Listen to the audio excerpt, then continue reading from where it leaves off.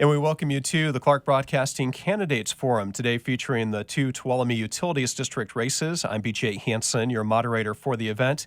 TUD has made some changes this year regarding how district elections occur. You may remember in past years, if there were two seats open, all the candidates would be on the same ballot. You pick the top two, and the top two vote getters would win the seats. In order to better be in line with state election rules, the district has made some changes this year and has switched to a district-based system. So on the November ballot, there are two seats, District 1 and 4. Running for District 1, which covers the greater Columbia and Phoenix Lake area, is incumbent Ron Ringen and challenger Brian Shrigley. And the District 4 candidates, whose area covers the Tuolumne and Standard region, are incumbent Jeff Kearns and challenger Alexander Horat. That is who we're going to feature during the first part of our forum this evening, and we welcome into the studio Jeff Kearns and Alexander Horat. Later on, we'll hear from both Brian Shrigley and Ron Ringen. How the forum works is that there will be time for opening statements, followed by a series of questions that both candidates will answer, and then some closing comments. If one of the candidates directly attacks the other one, there will be an opportunity for a 15-second response if they so choose. So for the opening statements this evening, we're going to start with the challenger, Alexander Horat, who has 3 minutes. Mr. Horat. Oh, hello, my name's Alexander Horat, and I'm running for TUD District 4. I've been raised in Tuolumne City, and I really love it up here in Tuolumne County. And some of the things I stand for in this TUD election is I would like to, number one, lower the water rates because they're extremely expensive for people here with fixed income. We've been seeing the water rates being risen year by year. So the way I'd like to lower the water rates is by cutting wasteful spending. One example of wasteful spending I saw is TUD spent $120,000 on a consultant firm for public outreach for the PG&E acquisition of water rights. And to be very clear, I am for the water rights, but I think it was the TUD board members' jobs to go and talk to the general public. They shouldn't have paid a consultant firm to do their job. I believe public outreach from the TUD board itself is more effective. And another important aspect of my campaign is protecting our water rights up here. There's been a lot of talk about the state putting meters on wells, and if TUD was tasked with enforcing that or putting the meters on the wells, I would be completely against that. As a TUD board member, I would vote against that. And in regards to the PG&E water acquisition, I believe TUD should buy those water rights so our water will be preserved for future generations of Tuolumne County, and a foreign entity won't buy the water rights instead. And I think the current board has had 4 years, and they have failed, unfortunately, in getting the water rights. So I would like to do my very best to get those water rights under local control so we can provide water for future generations. And another aspect of things that I'm kind of against I'm completely against is there's actually a person whose house was condemned, and TUD took the meter away, and because TUD is not supposed to be providing water to people whose house has been condemned, but the guy is still charged $120 every 2 months, and his bill has gone up to $9,000 that he owes.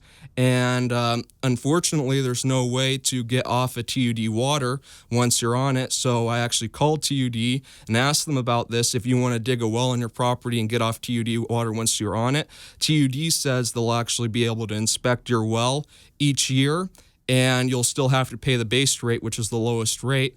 So I think people should be able to discontinue TUD water if they so choose. Maybe there can be some sort of disconnect fee, so people can get off of the TUD water just to see how much it costs for TUD to do the labor to hook it off. But I think that's a really important thing that we need to look into. And those are just some of my thoughts on this race. Thank you, Mr. Horat, and opening statements from Mr. Kearns. Thank you, BJ, for having me. I appreciate it. My name's Jeff Kearns. I'm a lifelong resident here at Tuolumne County. I've been in the water business for over 40 years and continue to be. My family owns Cold Springs Water Company up the hill, and that's my day job these days. I retired out of Yosemite Tidal in July, so I'm a full-time water guy now. PG&E, the PG&E acquisition. First of all, there's been some people ask about, are we going to take over the power lines and the power poles and all that? That is not included in this acquisition that we're talking about. This is strictly the 1850 priority water rights that are junior to no one. It includes the 3 reservoirs of Pinecrest, Lyons, and Phoenix.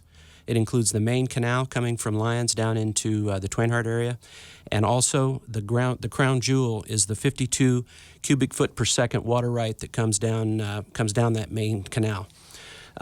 52 cubic feet per second. What is a cubic foot per second? Most people who are outside of the water world really don't know what that is. A cubic foot is 7.48 gallons. So when you do the math, 52 CFS is 389 gallons per second, or over 23,000 gallons per minute, every day, 7 days a week, 52 weeks a year. That's a lot of water. That's a big right. And that's why we need so badly to get this under local control. It is the future of Tuolumne County.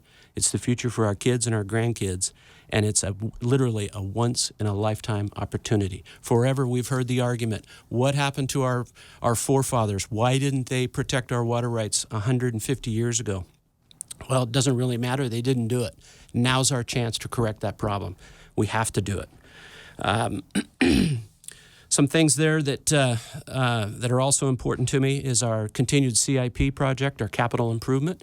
As you know, TUD does not build infrastructure, or hasn't built very little of the infrastructure that TUD takes care of was acquired from other smaller systems who were either in financial or regulatory failure, and TUD took them over.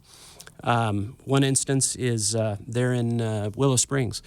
TUD replaced 6,000 feet of old 2-inch steel pipe that was leaking up to 17 times every year, and they replaced it with a 6-inch line, added 6 fire hydrants. So that's a really good example of the good that our CIP project does. Other things that are important to me are the Phoenix Lake Restoration Project, and I see I'm out of time, so thank you very much, BJ. Appreciate it. Thank you, Jeff Kearns, for opening statements there. We're going to now move into the question and answer portion of the forum, and I'm going to start with Mr. Kearns on this question. Since Mr. Horat began our opening statements, each candidate has up to 2 minutes to answer each question. If you run over that amount of time, out of fairness, I'll have to cut you off. So the first question, and Mr. Kearns, you know, running for public office, it's a big commitment, and for a water district, it's often thankless. You know, why are you running for TUD? Is it one issue, or is it a variety of factors? Well, you know, it's because I've been in the water business a long time. It's near and dear to my heart, and that's the basis of it. But 4 years ago, when I was approached to run, the one thing that stood out was this PG&E acquisition, because you know, water rights are so valuable and they are so rare to be able to transfer them and to get a hold of them once they're instituted, and especially these water rights that PG&E has. These go way back to the mining days, the 1850s. They are the highest possible priority available, and that was the one thing that really stood out that got me in the mood to run, and you know, that's it. And over the last 4 years, that's been the driving force of the 2 boards I was on, because there was an election in between there. And let's face it, you know, there's a big diversity on our board, and we all have our little pet projects and everything. But there's one thing that we are 5-0 on, and that's the acquisition of these water rights. Because no matter what perspective you come from on the political sides, there's no doubt that water rights are the #1 issue for the future of Tuolumne County. And Mr. Horat, same question to you. You know, why are you running for TUD? Is it one issue or a variety of factors?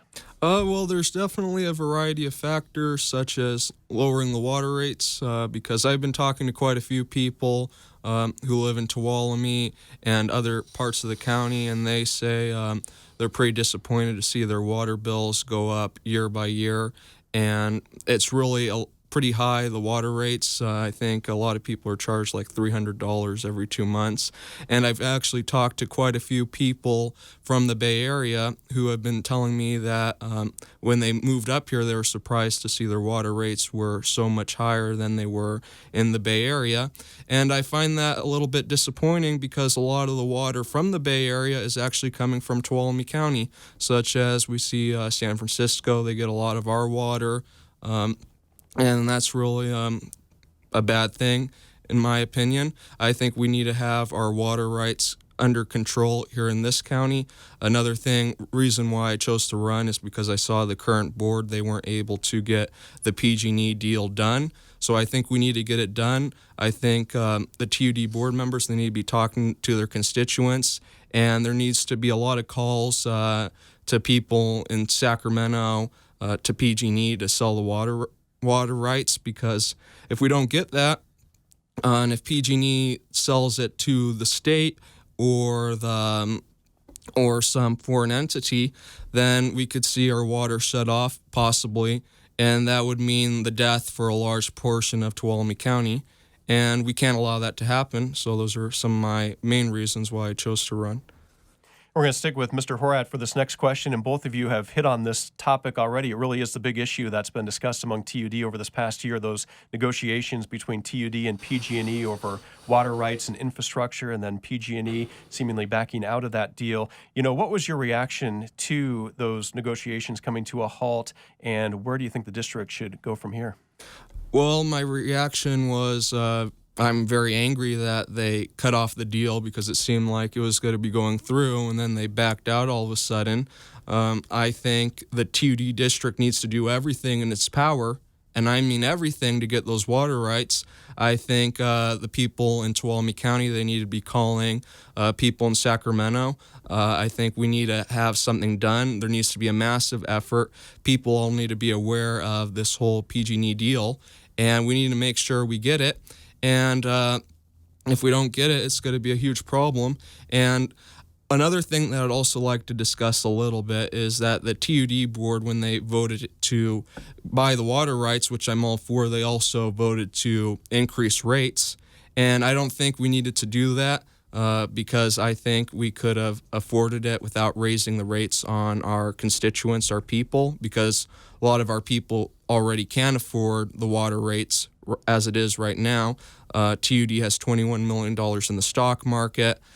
Maybe the money will be better spent on using it for a big infrastructure deal like this, buying the whole Pinecrest Reservoir, or at least use a portion of that money to do that. So those are some of my major thoughts in regards to that whole deal. Mr. Kern, same question. Your reaction to PG&E putting a halt temporarily to those negotiations, and where the district should go from here? Yeah, as a board, we were very disappointed when PG&E temporarily shut those negotiations down.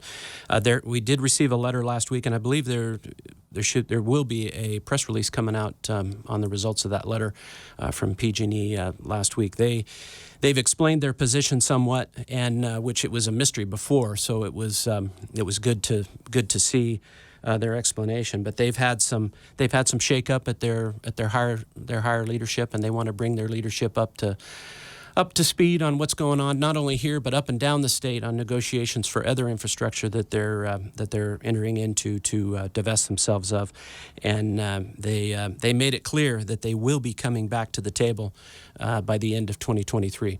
Whether or not that happens, we'll have to wait and see. Alexander mentioned the $21 million in the stock market. Most of that is restricted funds. Those are funds that we have set aside for individual projects and whatnot that can only be used for those projects. One example, a good example, is the $8 million we just spent down here on the wastewater treatment plant renovation.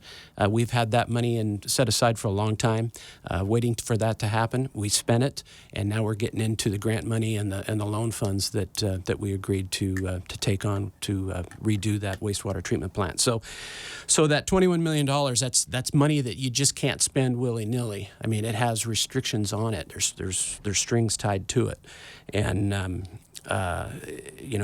there's plenty of money, cash in hand. We've got right about $4 million in cash and cash equivalents. So anyway, I'm out of town again. Thanks, BJ. We'll stay with Mr. Kearns for this next question. It centers around business and economic development. Sometimes over the years, depending on who is on the TUD board, you hear people say TUD is pro-growth. Other times people say TUD is anti-growth. What do you see as kind of the district's role when it comes to development projects that are brought forward in the county?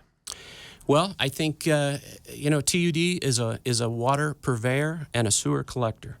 So if they have the capacity to provide water to a new development, then they should provide that water. If they don't, then they shouldn't.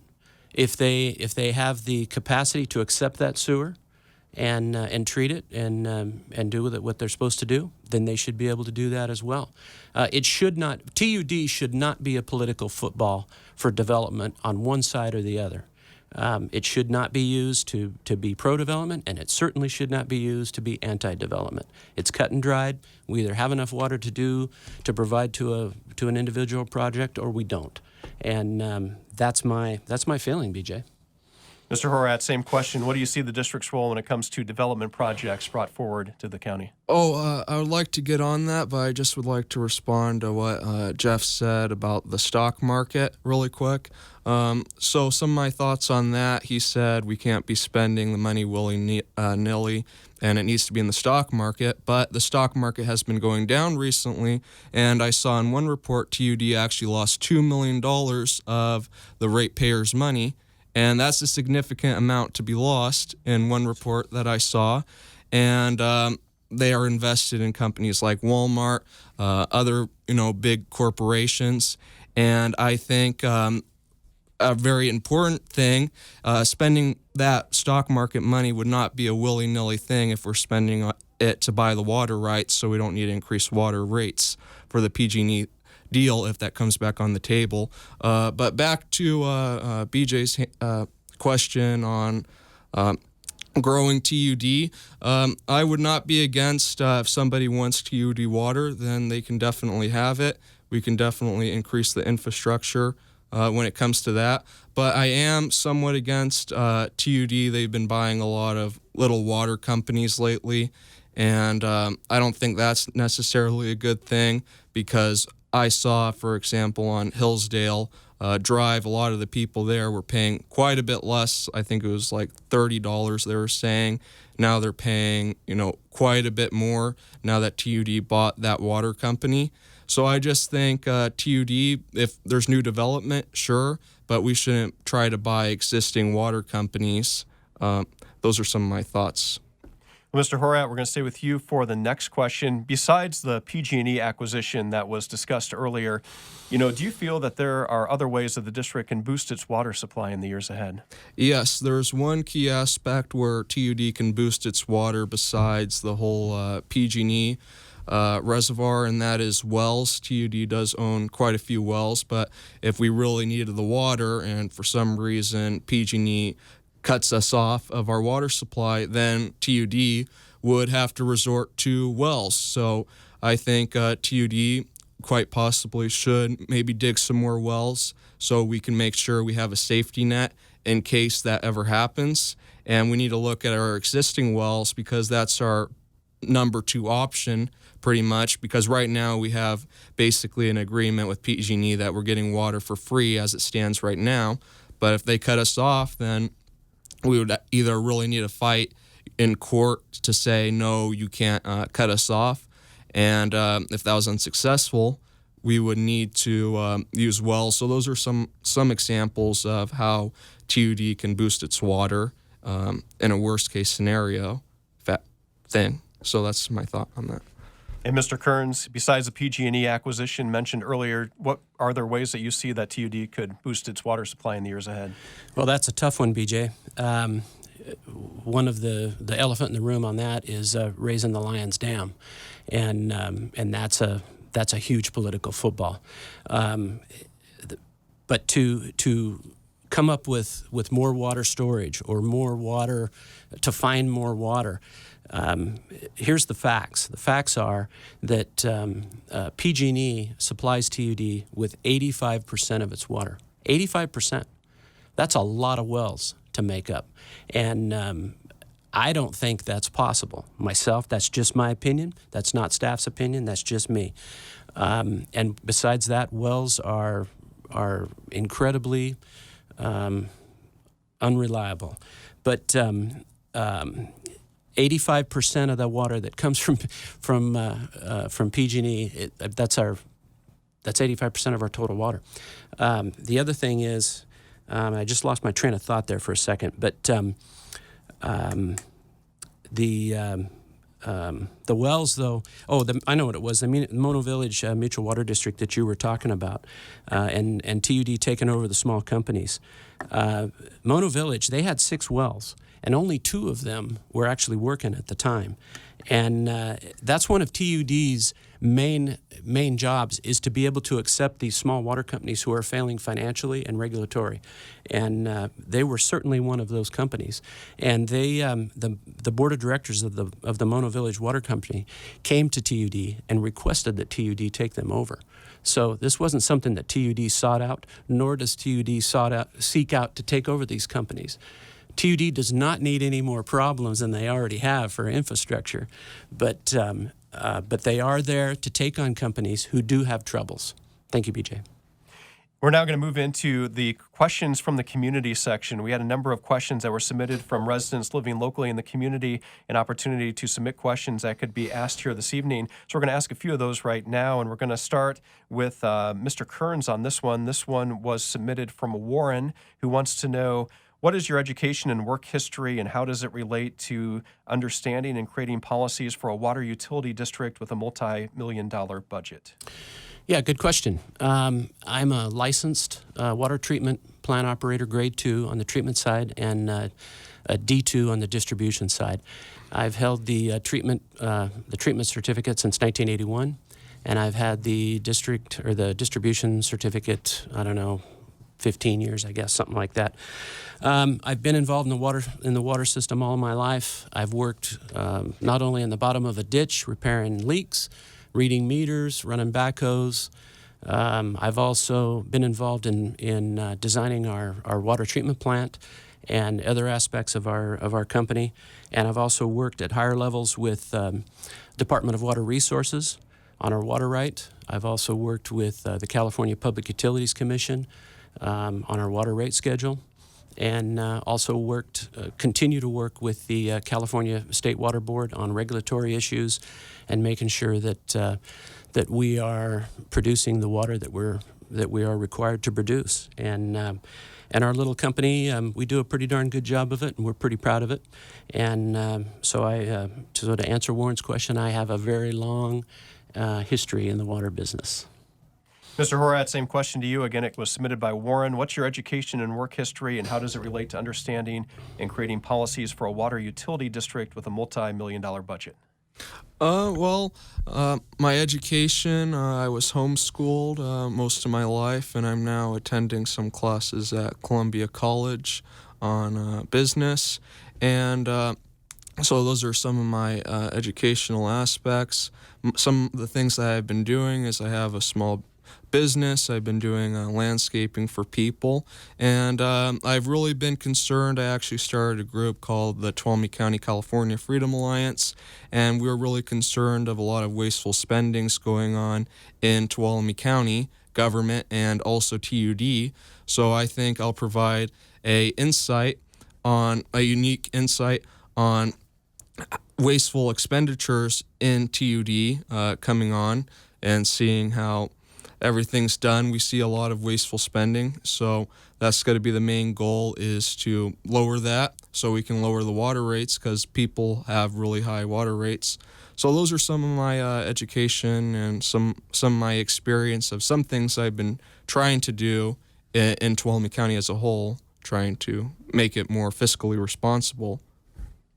Well, next question was submitted by Michael. He had a question. It was specifically in relation to one of Mr. Horat's signs he saw in the community. And if we pick a question, we pose it to both candidates. The election sign made a statement about committing to protecting water rights. And Michael wants to know, specifically a little bit about what you mean and how you will accomplish that. So what I mean in that sign is protecting our constituents, our people's water rights here in Tuolumne County. Number one is getting those water rights from PG&E, so we protect our water rights here in Tuolumne County, so we'll have the flow of water, so we're not cut off. And another big aspect of that is there's been a lot of shenanigans coming out from the state talking about putting meters on wells, and that is very concerning for me, because a lot of people in this county have wells. A lot of people get water from their wells, and most likely TUD would be tasked with enforcing that, putting meters on wells. So if that happens, I'm going to do everything in my power to stop that from happening, because if we can't protect people's fundamental water rights to get water out from under their own ground, then people have lost all their rights pretty much, because when property rights are the first rights to go,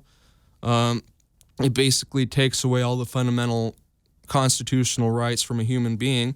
So as a TUD board member, I would be doing my very best to make sure that doesn't happen. I would be writing to the state and talking to state representatives, calling them as well to tell them not to do this, not to put meters on our wells, and just everything in my power to protect that right of people to have wells in Tuolumne County, so you're not charged for pumping out your own water. So those are some of my major thoughts on that aspect of protecting water rights. Mr. Kern, same question. Your thoughts on protecting water rights and how to accomplish that? Well, the best way is to get our hands on those PG&E water rights. You know, there's an old saying, BJ, in the water world: first in time, first in right. And as we may or may not, some of you may or may not know, the city and county of San Francisco, city of Modesto, city of Turlock, the South San Joaquin Irrigation District, and the 4 running companies of PG&E filed on all of the rivers in Tuolumne County way back when, well over 100 years ago. So those priority water rights, those senior water rights are spoken for. That's why it is so important that we have this opportunity now to get our hands on these 1850 priority rights from PG&E, because they are second to none and they are junior to nobody. So there is nothing, I keep saying this, but I believe this with my soul. There is nothing more important for Tuolumne County than to get these 1850 water rights under local control. Because if we don't get those, somebody else will. And when they do, then it's going to be very difficult to do business in Tuolumne County, to live here, or anything else. Because I agree with what Alexander said. If somebody gets their hands on it who is not from here, and that's where it'll be, it will be disastrous for this county. So, you know, it's easy to say that, you know, I'm for it, but I don't want to pay anything for it. But when it's the future of the county forever, you know, at this point, you know, it may cost something, but whatever it is, I believe it's worth it, because we have to solidify the future of our county, and water is life. We're going to get in. There was, I guess, Mr. Horat, you wanted 15 seconds on that response? Yes. My response to that is I think the current board, unfortunately, they had 4 years to get the water rights, but they failed. I think there needs to be some people with a new perspective in there who can get these water rights and get them for our county. Okay. And we have one more question from the community that we're going to get in this evening. This came from Cindy. We'll start with Mr. Kearns on this one. It is kind of 2 parts. She wants to know, can water rates be lowered? And if they are lowered, will it impact replacing TUD's dangerously old infrastructure and water delivery? Excellent question, Cindy. Absolutely, it will be impacted to replacing the aging infrastructure. You can't have it both ways. I mean, unfortunately, there is nothing in our lives right now where the rates are going down. I mean, there just isn't. And believe me, I wish it was different, but it's not. With inflation going up and everything else, we all know we pay more at the pump, we pay more at the grocery store, we pay more whatever we do. And unfortunately for TUD, it's the same thing. When they go out and buy their chemicals to treat your water, when they go out and buy their pipe to replace this aging infrastructure, when they buy their gas so that they can run their treatment operators out to the treatment plants and their workers out to fix these pipes, it's all expensive, and it's rising as well. And to think that we could realistically drop rates is really, I don't see it happening. That's just my opinion, but believe me, I would love to, but unfortunately, the way the world is right now, today, I just don't see that happening. And that's an excellent question from Cindy. Thank you. And Alexander Horat, same question, and I'll repeat it. It's from Cindy. She wants to know, can water rates be lowered? And if they are lowered, will it impact replacing TUD's dangerously old infrastructure and water delivery? Well, I believe water rates realistically, they can be lowered. There's a lot of unnecessary waste that I've been seeing in TUD. There's people in the administration who are paid hundreds of thousands of dollars, for instance, and they've been spending a lot of money on consultant firms and things of that nature, and in my opinion, wasting the money. So I think we can we can lower the water rates on for our people by cutting these wasteful expenditures, and I think that needs to happen, because if these water rates continue to increase year by year, we're going to be seeing a huge problem. And back to that $21 million in the stock market, it seems to me like TUD is just playing around with the ratepayers' money.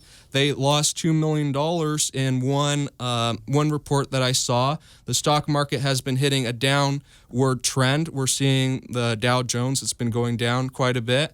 And TUD is investing in a lot of big corporations like Walmart, other ones like of that nature, a lot of banks. And I think the stock market is heading into a downward trend, so maybe we should use some of that money on our infrastructure replacement to fix up our pipes that are leaking. And I think we can also lower water rates with some of that money as well, so people can have more disposable income for their families, so they can buy groceries, so they can have enough gasoline in their car, so they can just go on with life. So those are some of my major thoughts on that question. And Mr. Kearns, you want 15 seconds to respond? Yeah, that $120,000 consultant, that was to get the message out, and we never got to that point, so it's still coming once we do get to that point, to get the message out on the PG&E priority to be able to acquire those. And that is way bigger than any board. So could I respond to that? Well, we're going to have to, we gave both of you 15 on different aspects, but the good news is that we now have 3 minutes for closing statements. So you can address anything you'd like to in these final 3 minutes. So we'll start with Alexander Horat here with the closing statements. Okay, I really appreciate that, BJ. I just want to respond to what Jeff Kearns said about the $120,000 consultant firm, and he said that we need it, but there was actually a grand jury report that was brought out saying that TUD was not doing enough to discuss and have public outreach in regards to the PG&E acquisition, and the TUD board members for a long time, they weren't really talking about it as well. And that $120,000 consultant firm payment went down the drain because the deal never happened. And another thing, too, that is important to note, I don't really think the consultant firm did very much for the $120,000 that was spent on them. So what I really believe, the way we can have public outreach and talk to the people and get this PG&E acquisition done, is to get everybody on board in this county. Everybody needs to be writing their state senators, their representatives. People need to be calling PG&E. There needs to be a massive public pressure put on this to get this deal, because unfortunately, the board had 4 years to get this deal, but they failed. They weren't able to get it. So I think we just need to use any means possible to get this water deal so we can have our water rights, so we can have water for the people of our county. And I do think we need to lower the water rates because they're so expensive that people are having problems just living and having enough disposable income to buy food and groceries. And there is a lot of unnecessary spending that I'm seeing in TUD that needs to be cut. And if we don't cut it, then TUD is just going to get bloated, and it's going to want to raise rates every year. There's always going to be a good reason to raise rates. We need to increase money for this or that. But we really need to focus on the essentials, the things that really matter. And consultant firm was not one of them. It's the TUD board's job to talk to their constituents to know, so they know what's going on, and it's their job to be talking to PG&E, get this deal done. So those are some of my thoughts, and I would really appreciate it if you could vote for me for TUD District 4. I won't let you down, and you can also be free to reach out to me. Always be free to email me at alexhor@gmail.com. I'm open to talking to you. I'm always willing to talk to all my constituents, and I just want you to hold me accountable on what I do, and I think that's one major important aspect too. So those are just some of my closing thoughts, and thank you. Again, that was Alexander Horat. Now closing comments from Jeff Kearns. Thank you, BJ. Yeah, that $120,000 has really got under your skin, that's for sure. And we haven't even spent most of it because PG&E did back out of the negotiations temporarily. But let me explain something about that. Like I said before, there is nothing more important in Tuolumne County than to acquire these water rights from PG&E.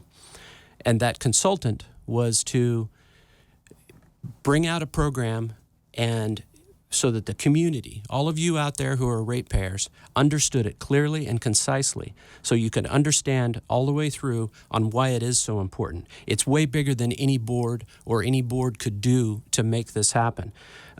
So it's something that we believed in and that it's very important. So also the grand jury report, yeah, they did. They called us out because we weren't talking about it. That's because we had a non-disclosure agreement with PG&E. PG&E has a lot of negotiations just like this one up and down the state, and they don't want details being leaked out because it might hamper their negotiations with their other partners. So we can't speak about it until we get through the details of the non-disclosure agreement. Now, the grand jury knew that, and they still called us out, so I'm a little disappointed in them for that. You mentioned the wells, too, for irrigation and being required by the state to have meters on them. That may come down. In fact, I think it probably will. The state's been threatening that for some years now. Whether or not TUD will be the entity that is required to do that or monitor that, we don't know. Probably not. I think that's going to be a state-demanded thing, and they'll handle it themselves. Just like whatever fees are derived from that will go to the state and not TUD. So believe me, TUD does not want that to happen, nor do they want to play a game with the state on that, but we'll see what happens on that. Anyway, closing statement. Like I said before, I've been in the business a long time. I love the water business. I have a passion for it, and I have a passion to get these water rights in local control, and that's my number one priority. And if that's a priority for you out there as a ratepayer, then I respectfully ask for your vote and on November the 8th, and we'll do our darndest to get this done because it is so important for the future of Tuolumne County. Thank you, BJ. Thank you both for coming in today, Alexander Horat and Jeff Kearns. I'm BJ Hansen, your moderator for this evening. Coming up next, we're going to be shifting over to the District 1 TUD race. We're going to hear from the candidates Ron Ringen and Brian Shrigley. We'll be back in just a minute. Well, we welcome you back to the TUD Candidates Forum featuring the candidates for District 1 and 4 seats. We started out with the District 4 race, and we're now going to switch over to District 1, which covers a geographical region around Phoenix Lake and Columbia. The candidates are incumbent Ron Ringen and challenger Brian Shrigley. It's the same format as the first segment. Both candidates have time for opening statements, followed by a question and answer period where each candidate receives up to 2 minutes. We'll also have some questions submitted by community members, and then we'll wrap up with closing statements. If a candidate does directly attack the other, I'll give 15 seconds to respond if they so choose. And you'll kicking things off with the opening statements. We'll begin now with the challenger, Mr. Shrigley. Hi, my name is Brian Shrigley. I moved with my family from San Jose Bay Area to Sonora back in 2000. I've been a small business owner for over 20 years. I'm currently the operations manager out at Poker Flat and Copperopolis.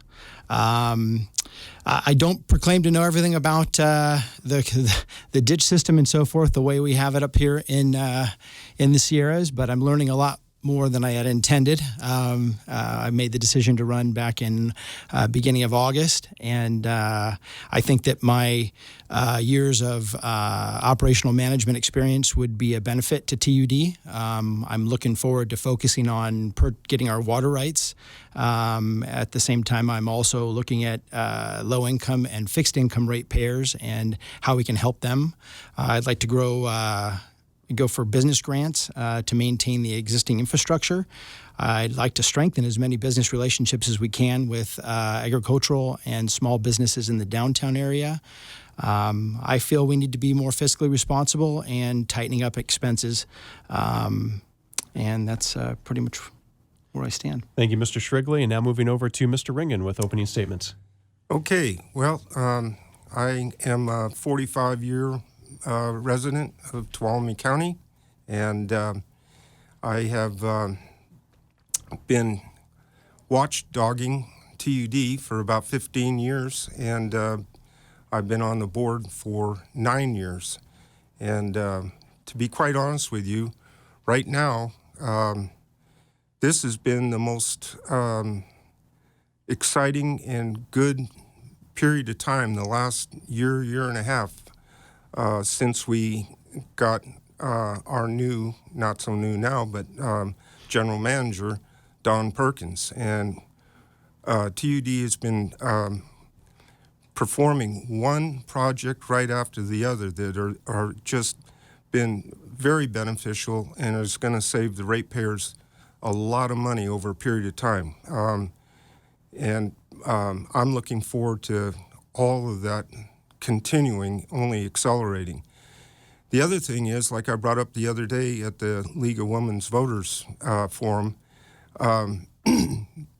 it turns out that what I had heard as a possible happening did happen, and that PG&E looks, they're putting together a separate entity, and that entity is going to be processing the liquidation or sales or whatever you want to call it of their non-performing assets. So it looks like, just as I thought, that we're going to be able to be back at the table with PG&E talking about those senior water rights and their infrastructure, Pinecrest and Lions reservoirs. So just what all I have to say is want to keep the ship upright and moving forward just the way it is. So thank you. And thank you. And we'll start first with Mr. Ringen on the question portion of the forum here now. And I'm going to start first with fire safety. It's no secret that TUD has some high fire risk areas around much of its critical infrastructure. What do you feel can be done to improve fire resiliency for TUD? That's a great question. That's been something that I've been after for a number of years. And matter of fact, if you look in today's newspaper, letters to the editor, I have one in there about the project that I've been working on for numerous years, and that is to install firewater drafting points along the 70 miles of the ditch system for the firefighters to be able to have access to water to fight fires throughout the WUI, the Wildland Urban Interface. And besides that, I want to see us be able to educate the firefighters that they go to the raw water sources, because if we got a fair-sized fire started in the WUI and they use nothing but the water from the fire hydrants, which is treated water, they'll drain down the tanks, and then what will we have to drink and use for sanitary purposes and things like that after the fire's out? So that's a project that's in process right now at TUD, and you're going to be seeing a lot more on that because it's multifaceted. As well as that, we're also working on a a plan to be proactive rather than reactive, and try and set up a plan for avoiding getting a fire here in Tuolumne County. So stay tuned. There's more coming to that. And Mr. Shrigley, same question for you. What do you feel can be done to improve fire resiliency for TUD? So I think one of the biggest areas that we need to focus is fire clearing. I think most of our areas we need to be smart. We need to be smart about setting up what we can clear and what we can't. I think it's important. for watershed factor. I think if we had more fire clearing done, I think it would help with absorption ratios. I think we haven't been very smart about that. It would help with fire safety. At the same time, our absorption rate would be higher, and we would gain watershed. Well, we'll stay with Mr. Shrigley for this next question, and it's been mentioned earlier, but the big topic among the TUD board over the past year has been negotiations with PG&E and acquiring infrastructure like Pinecrest, Lyons Reservoir, and the Tuolumne Main Canal. What's your opinion on potentially acquiring the infrastructure, and what should be the district's approach with those negotiations moving forward? Yeah, it's hard without showing the full poker hand as to what I feel or what I think we should do. My concern would be we have to make it equitable to both sides. If PG&E doesn't feel that that they've got a fair play angle, then they're not even going to come back to the table. It would just not take us very seriously.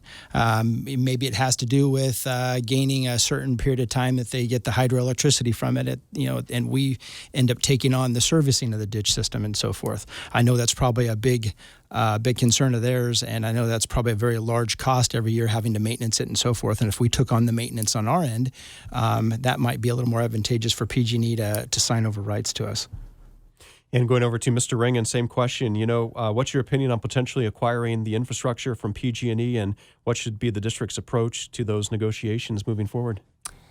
Well, first of all, TUD and PG&E have a very good relationship. They've always been a good partner, so to speak, and we've worked well with them. The negotiations, which got put on pause and now look to be coming back, that's going to work out.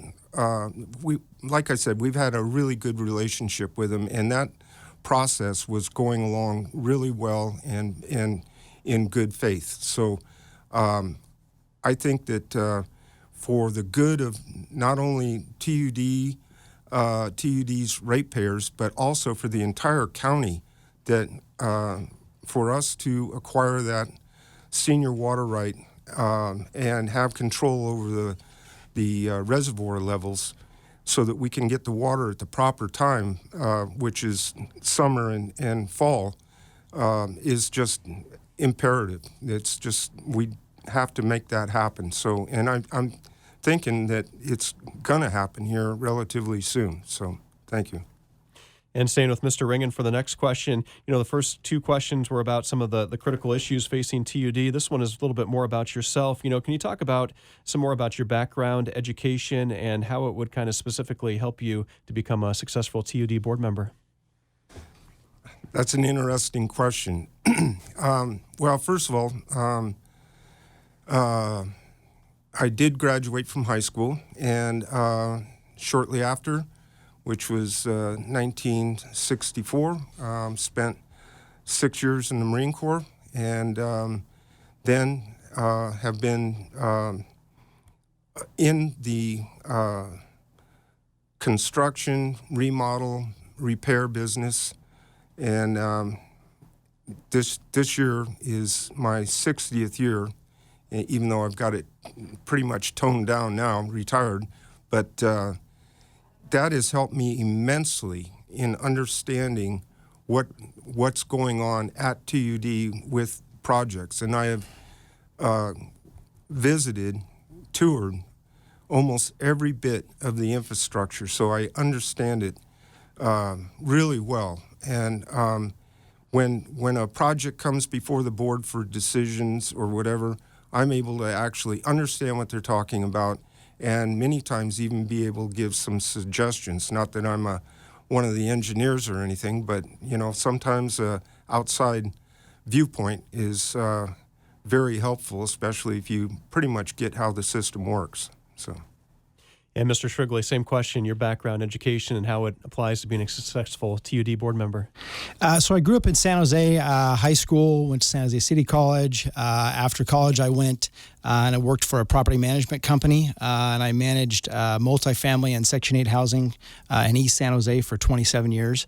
And then for the past 4 or 5 years, I've been operations manager out at Lake Tulloch for Poker Flat Homeowners Association. I feel that years of property management experience and operational experience and project management experience and so forth, dealing with multifamily, has helped me out tremendously, or could help me out tremendously working for TUD. I obviously haven't worked for them for the past few years, so I don't understand how their system. I'm learning, like I said, how their infrastructure is set up, and I'm looking forward to understanding that a little bit better. Currently, right now in the position as operations manager, I'm bridging the gap between CCWD, which is Calaveras County Water, and PG&E. We're doing several mainline replacements. We've got a main sewer lateral that they're replacing from Auburn's Ferry through the property out across the lake. And I'm working with them as best I can, those two entities, to make sure that we have a seamless project and that it doesn't impact the homeowners. So I think that I could add value to TUD with my project management experience, and that's in years of property management experience as well. Well, I'm going to stay with Brian Shrigley for this next question. Sure. It's the same question we posed to the other candidates earlier. Both of you were not in the room, so you did not hear this question, but it has to do with, what do you see TUD's role when it comes to deciding whether to provide new hookups to development projects that are proposed in the county, whether it be things like new housing developments or commercial projects? Yeah, I mean, housing is always one of those points of contention, and I think that you have to look at the growth. We have areas like the new Chicken Ranch Casino, and we have Walmart and all these different areas, Adventist Health. And so you have to think about housing. So at some point, we have to make sure that we are maintaining, obviously, that we can maintain new customers. At the same time, you're going to have new construction. You have to have some type of growth. And I think, honestly, the growth is already here. We've already got people that are looking for housing. I have two guys that work for me out at the lake right now that are commuting from Arnold all the way down to Copperopolis because that's where they could find affordable housing. So at some point, we need to look at housing. And new connection-wise, we have to be able to accommodate new connections. Ron Ringen, same question for you. What do you see as TUD's role when it comes to deciding whether to provide new hookups for development projects in the county, whether it be housing or commercial? Well, that's really we're required to provide water hookups and sewer hookups. It's not a choice by TUD. That's all in the planning department of the county, as well as the commissioners, planning commissioners. So once it gets past that and project is determined, then hopefully they'll start including TUD in the initial stages, which they've not done a very good job of over the years. We always get handed the project, and then we're told to plumb it. And that's kind of backwards, in my opinion. The other thing that I would say is that to have a real hard look at infill projects rather than keep this spreading out more and more throughout the county, which is, it's not economically, it doesn't make sense, and creates this sprawl, which, if you had infill, that's where all your infrastructure is already in place and ready to go. So that would be my thoughts on that. We're now going to move over to the questions from the community segment. Anyone had an opportunity to submit a question for consideration ahead of today's forum. And the first one is submitted from Stephen, and he simply would like to know, what is your number one priority for TUD? And we'll start with Mr. Ringen on this one. That's a tough one to answer because I've got a whole bunch of number ones. But I would say right at this point in time, the sooner we can get back to the table with PG&E and get those senior water rights, the better off the entire county is going to be. And so that would probably be my number one if I had to pick one. And Mr. Shrigley, same question, your number one priority for TUD? Unfortunately, fortunately, I should say, mine is going to be the same. Water rights. We need to pay attention to what's going on with water rights in this county, and I think that if we can get PG&E back to the table and actually start having a legitimate conversation as to what the terms might be or whatever, I think the sooner we can do that, I think the better off we're all going to be. So water rights is very important. Staying with Mr. Shrigley on this one, we had a question submitted from Mike. It's a very simple question. He just wants to know, why are you running for TUD? That's a good question. So actually, I hadn't really focused on TUD until I got a little more involved with CCWD out at the lake and dealing with that municipality on a day-to-day basis, and PG&E as well. Prompted me to look at TUD in my own backyard. And so when I found out what TUD is about, and I started to get more excited about what we're doing and the fact that the water rights, that was my biggest concern, honestly. That's been, we want to know that we're leaving our children and grandchildren as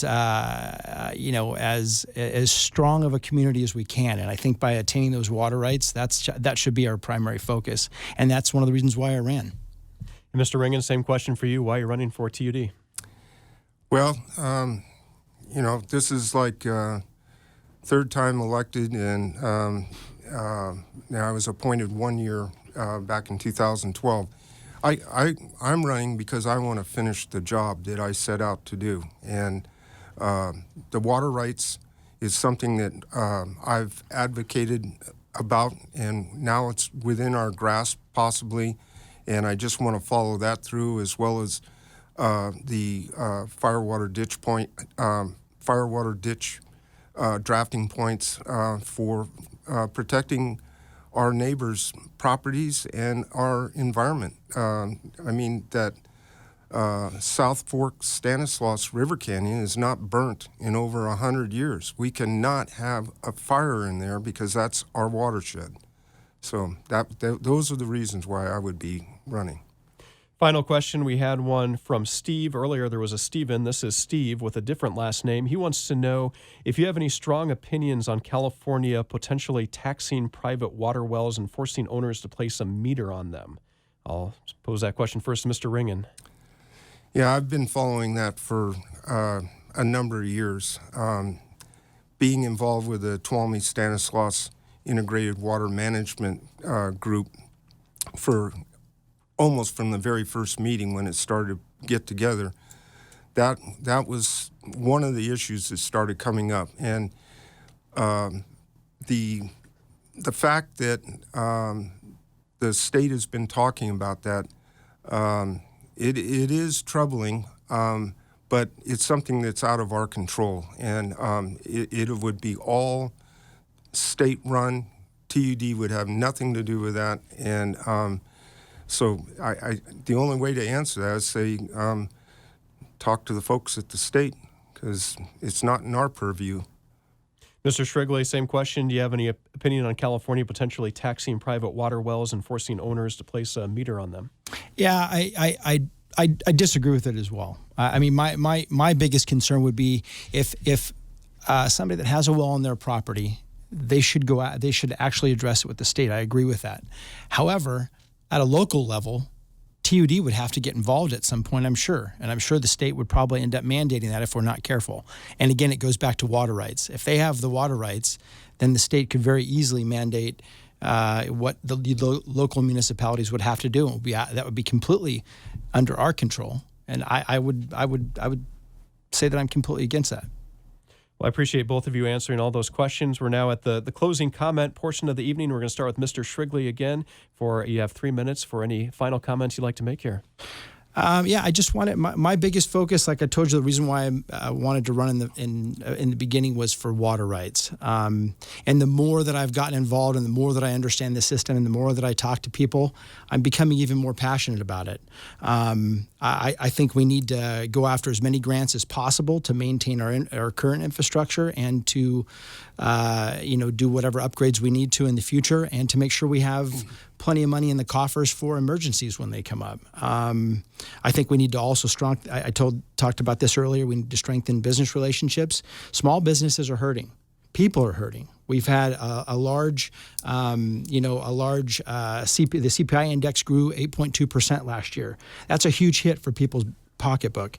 And I think that with us having escalating utility rates at the same time that gas has hit an all-time high, that at the same time food costs are going up through the roof, it's hard. We need to find a balance system. Where that balance number is, I'm not sure, but I'd like to do my best to help the community where we can.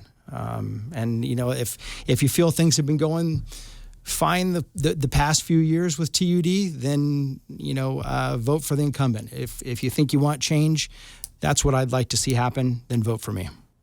And Ron Ringen, closing comments. Well, I guess that what I'd like to say is I would respectfully ask that I get your vote for me to be able to continue my work. I mentioned the Tuolumne-Stanislaus Integrated Water Management Group. I'm the chairman of the JPA, which governs that group, and we have brought in the last few years just about, if not $30 million for very needed projects that the ratepayers and the taxpayers could never afford to pay for. And one of them is the Phoenix Lake restoration. And so there's so many things that I've been working on with staff at TUD and with other water groups, which I'm involved in, that are for a benefit of the community. I just would ask that you help me continue with my work. Thank you. That was Ron Ringen, the incumbent, and also the challenger, Brian Shrigley. Thank you both for coming on the forum this evening. Thank you so much for running for office, sharing your thoughts, and coming on and joining us today. We are going to, if you missed this broadcast or any part of it, it will be archived soon up on mymotherlode.com. A reminder, tomorrow night we're going to shift over to the California Senate District 4 race. We can hear from both candidates, Tim Robertson and Marie Alvarado Gill. Then on Thursday night is the Congressional Forum with Congressman Tom McClintock and challenger Mike Barkley. They all air at 6 o'clock. I'm BJ Hansen. I was your host. We'll see you back then.